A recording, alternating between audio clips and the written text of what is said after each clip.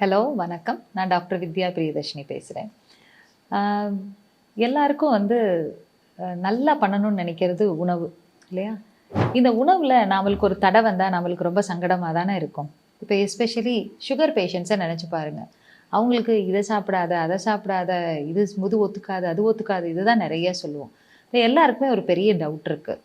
Fruits, பழங்கள் சர்க்கரை நோயாளிகள் சாப்பிட்லாமா கூடாதா அப்படிங்கிறது. ஸோ அதற்கான பதிவு தான் இது. ஒரு சர்க்கரை நோயாளிகள் யாராக இருந்தாலும் அவங்கள பழங்கள் பொதுவாகவே சாப்பிட்றதே கிடையாது. ஸோ அப்போ எனக்கு ஒரு 45 வயசில் சுகர் வந்ததுன்னா நான் இனிமேல் வாழ்நாள் பூரா பழங்களே சாப்பிடக்கூடாதா அப்படின்னு கேட்டால் கண்டிப்பாக கிடையாது. பழங்கள் நல்லாவே நீங்கள் சாப்பிட்லாம். ஸோ அந்த சர்க்கரை நோயாளிகள் பழங்களை எப்படி சாப்பிட்ணும் அப்படிங்கிறது நம்ம இன்றைக்கி பார்க்கலாம். இப்போ பழங்கள் ஏன் சாப்பிடக்கூடாதுன்னு சொல்கிறோம் அப்படின்னா, அது இனிப்பாக இருக்குது அப்படிங்கிறதுனால. ஸோ இனிப்பாக இருக்கிற எல்லாத்துலேயுமே சர்க்கரை சத்து அதிகமாக இருக்குது அப்படிங்கிறத நாம் தெரிஞ்சுக்கணும். இது ஒரு பக்கம் இருக்கட்டும். இப்போ அரிசி அப்படின்னு பார்க்குறோம். அரிசி இனிக்கவா செய்யுது? கோதுமை இனிக்கவா செய்யுது? இல்லையே. ஆனால் இதில் என்ன இருக்குது அப்படின்னா மாவு பொருள். அதுவும் சர்க்கரையை சார்ந்தது தான். ஸோ சர்க்கரைங்கிறது நாம் நினைக்கிற மாதிரி இனிப்பாக இருக்கிறது எல்லாமே அது மட்டும்தான் அப்படிங்கிறது கிடையவே கிடையாது. இப்போ உதாரணத்துக்கு நிறைய பேர் சொல்லுவாங்க, இதுக்கு கசப்பான பொருட்கள் சாப்பிட்டா சுகர் நம்மளால் குறைக்க முடியும்னு.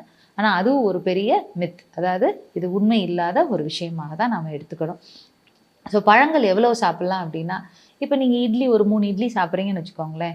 இது இட்லியை பொறுத்தது கிடையாது, எவ்வளோ சாப்பிட்றீங்கிறத பொறுத்து தான். இப்போ சாதம் இருக்குது, இது நம்ம சாப்பிடவே கூடாதா அப்படின்னு கேட்டால் நியாயப்படி அப்போ சுகர் இருந்தால் நீங்கள் சாதம் சாப்பிடக்கூடாதானே. ஆனால் அதை ஒரு லிமிட்டில் சாப்பிட சொல்கிறோமா இல்லையா? அதே போல தான் இதுவும். இப்போ பழங்கள் நீங்கள் எப்படி எடுத்துக்கலாம் அப்படிங்கன்னா, அதுவுமே கலோரிஸ் பொறுத்தது, எவ்வளோ சுகர் அது கொடுக்குது அப்படிங்கிறத பொறுத்தது, நீங்கள் எவ்வளோ சாப்பிட்றீங்க அப்படிங்கிறத பொறுத்து தான் மெயினாக. ஸோ இப்போ பழங்களே இப்போ நான் ஒரு நேரத்துக்கு நீங்கள் பழங்கள் சாப்பிடுங்க நல்லது அப்படின்னு சொன்னால், நீங்கள் ஒரு பப்பாளி பழமாக இருந்தாலும் ஒரு பழத்தை சாப்பிட்டா கண்டிப்பாக பிரச்சனை தான். ஸோ அது எவ்வளோ சாப்பிட்ணும்? பழங்கள் சேர்த்துக்காமல் இருக்க வேண்டாம், அந்த பயத்தை விட்டுருவோம். ஆனால் பழங்கள் உங்களுடைய உணவில் நன்றாகவே சேர்த்து கொள்ளலாம். இப்போ காலை உணவோடு சேர்ந்து கொஞ்சம் பழங்கள் எடுத்துக்கிறது, எதாக இருந்தாலும் சரி. ரீஜனல் ஃப்ரூட்ஸ், அந்த பகுதியில் விளையக்கூடிய பழங்களாக இருந்தால் ரொம்ப நல்லது. அதுக்கு பெனிஃபிட்ஸ் அதிகமாக இருக்குது. ஸோ அது நீங்கள் சேர்த்துக்கலாம். அதே போல் சீசனல் ஃப்ரூட்ஸ், இந்த சீசனில் எது கிடைக்குதோ. இப்போ எனக்கு இந்த சீசனில் கிடைக்காத ஒரு பழத்தை எடுத்து இது சாப்பிட்டா தான் நல்லதுன்னு சொன்னாங்க, அதை வாங்கி சாப்பிட்டேன் அப்படிங்கிறது அவாய்ட் பண்ணிடுங்க. ஏன் அப்படிங்கிறது இன்றைக்கி காலகட்டத்தில் எல்லாருக்குமே தெரியும். ஒரு பழம் சீசனில் இல்லாத பழம் கிடைக்குதுன்னா என்ன அர்த்தம்? இது கோல்டு ஸ்டோரேஜில் எங்கேயோ ஒரு இடத்துல பதப்படுத்தப்பட்டு இருக்குதுன்னு அர்த்தம். அப்போ அந்த பழங்களில் சத்துக்கள் பெருசாக இருக்காது. இன்னொன்று, அது இயற்கைக்கு கொஞ்சம் வேறு மாதிரியான விஷயம். ஸோ அதனால் நீங்கள் எப்போதுமே இயற்கையாக இந்த நேரத்தில் இந்த ரீஜியனில், இப்போ இந்தியாவில் கிடைக்குதுன்னா இந்தியாவில் உள்ள பழங்களை வாங்கி சாப்பிடுங்க. இப்போ இதே இது நான் ஃபாரினில் உள்ளதாக சாப்பிடுவேன் அப்படின்னு நினச்சிங்கன்னா அது தேவையில்லை. இப்போ நம்ம பெரிஸ் சாப்பிட்றதெல்லாம் ஃபேஷன் ஆயிடுச்சு. எனக்கோ ஒரு நாள் அது வருது சாப்பிட்லாம், இல்லை எனக்கு இது சாப்பிட்டா தான் நல்லதுன்னு சொன்னாங்க அதனால் அதையே நான் சாப்பிட்டுட்ருக்கேன். அந்த மாதிரி பழக்க வழக்கங்களை நாம் தவிர்த்துக்கிறது நல்லது. இந்த ஏரியாவில் எது விளையில கொய்யாப்பழம் எங்கள் ஏரியாவில் ரொம்ப நல்லா விளையுது, எங்கள் வீட்லேயே மரம் இருக்குங்கன்னா நல்லா சாப்பிடுங்க. பப்பாளி பழம் எங்கள் வீட்லேயே இருக்குது, ரொம்ப நல்லது, அதை சாப்பிடுங்க. ஸோ இந்த மாதிரி சீசனல் ஃப்ரூட்ஸ், ரீஜனல் ஃப்ரூட்ஸ், அந்த பகுதியிலேயே விளையக்கூடிய பொருட்கள், இது ரொம்ப ரொம்ப நல்லது உங்களுடைய ஆரோக்கியத்துக்கு. ஸோ இதை எவ்வளோ எடுத்துக்கணும் அப்படிங்கிறது என்னென்னா, இப்போ காலையில் நீங்கள் ஒரு ஆப்பிள்னால் அரை ஆப்பிள் போல் தாராளமாக சாப்பிட்லாம். நீங்கள் அந்த அளவு வச்சுக்கோங்க. நான் உதாரணத்துக்கு ரொம்ப காமனான ஒரு விஷயம்னா காஃபி ஆத்துற டவரா அளவுக்கு அப்படின்னு சொல்லுவேன். ஸோ அந்த காஃபி ஆத்துற டவரா அளவுக்கு நீங்கள் பழங்கள் நார்மலாக சின்ன சின்ன பீஸாக கட் பண்ணி போட்டால் எவ்வளோ வருமோ அந்த மாதிரி ஒரு கப்பு நிறையா நீங்கள் தாராளமாக சாப்பிட்லாம், எந்த பழமாக இருந்தாலும்.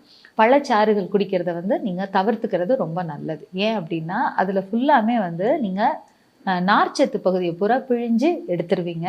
அதில் அதிகமான அளவுக்கு தண்ணி சேர்ப்பீங்க. ஸோ அப்போ என்ன ஆயிரும், நீங்கள் சாப்பிடக்கூடிய அளவு கம்மியாயிடும். அதுபோல் ஒரு சில பேர் அதில் சுகர் போட்டால் தான் நல்லாயிருக்கும்னு ஏதோ ஒரு சர்க்கரை, இப்போ நாட்டு சர்க்கரையாக இருந்தாலும் சர்க்கரை தானே, அந்த மாதிரி அடிஷ்னலாக சேர்க்கக்கூடியதை தவிர்த்துக்கலாம்.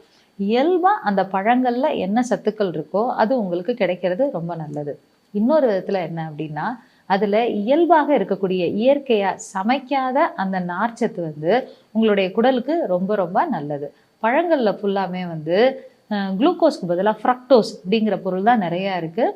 அதுவுமே உடம்புக்கு அதோடைய செரிமானம் வேறு மாதிரி தான் நடக்கும். ஸோ அதனால் முதல் பகுதி காலங்காத்தால் எழுந்திரிச்சு நீங்கள் முதல்ல பிரேக்ஃபாஸ்ட் சாப்பிடும்போது அதில் ஒரு பகுதி பழங்களாக இருக்கக்கூடியது மிகவும் நல்லது. அதை நீங்கள் எடுத்துக்கலாம். ஒன்று. இரண்டாவது, எனக்கு மத்தியானமும் அது மாதிரி சேர்க்கலாம், தாராளமாக சேர்த்துக்கலாம். இல்லை மத்தியானம் விட்டுறேன், காலையிலையும் நைட்டும் மட்டும் சேர்த்துக்கிறேன் அப்படின்னா தைரியமாக நீங்கள் சேர்த்துக்கலாம். வாழைப்பழமே சாப்பிடக்கூடாதுன்னு சொல்கிறாங்களே, அப்படி கிடையவே கிடையாது. நான் சொன்ன கணக்கு மாதிரியே தான்.